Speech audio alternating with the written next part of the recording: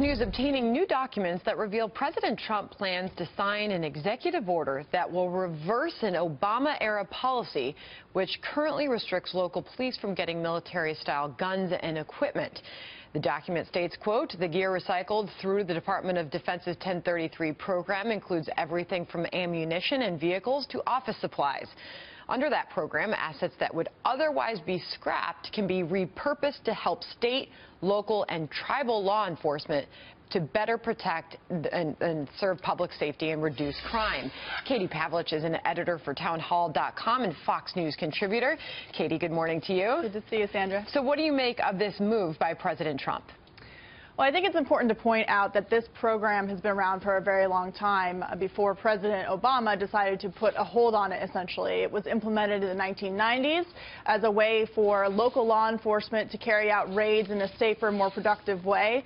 As we have the Justice Department now going after the opioid crisis and the administration making that a priority, it's not surprising that they would try to re-implement this. But President Obama's argument for taking it off of the table was that it creates distrust between local communities and local police if they're over-militarized.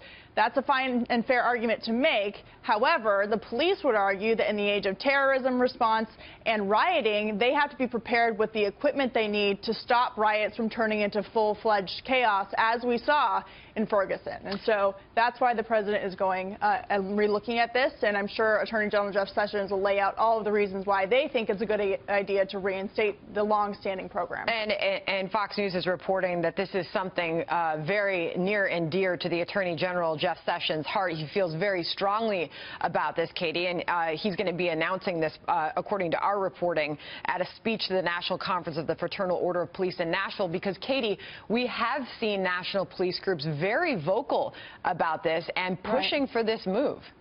Well, we have to keep in mind that the Department of Justice can hand down directives and policies surrounding how these local departments apply for these grants that pay for this military equipment.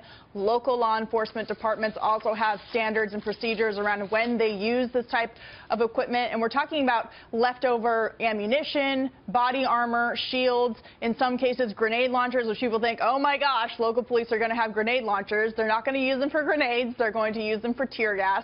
And when you look around the country and in Charlottesville most recently, there was a lot of criticism of the local police and their response and not being able to get ahead of the rioting that eventually happened there. So it is a balance, and I'm sure the Attorney General will lay out their case. But again, I want to stress, this is not something that the Trump administration is really changing or putting forward that's any different than administrations prior to the Obama administration. And in fact, throughout President Obama's, the majority of his term, 7 years of his first and second term, he had this policy in place because it's something that had worked in previous administrations, George W. Bush and Bill Clinton. So the Trump administration is simply reverting back to something that they saw used against the drug war in the 90s.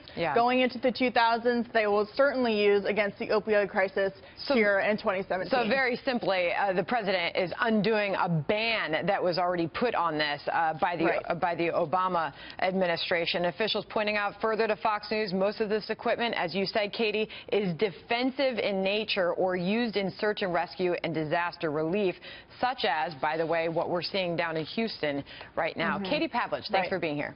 Thanks, Sandra.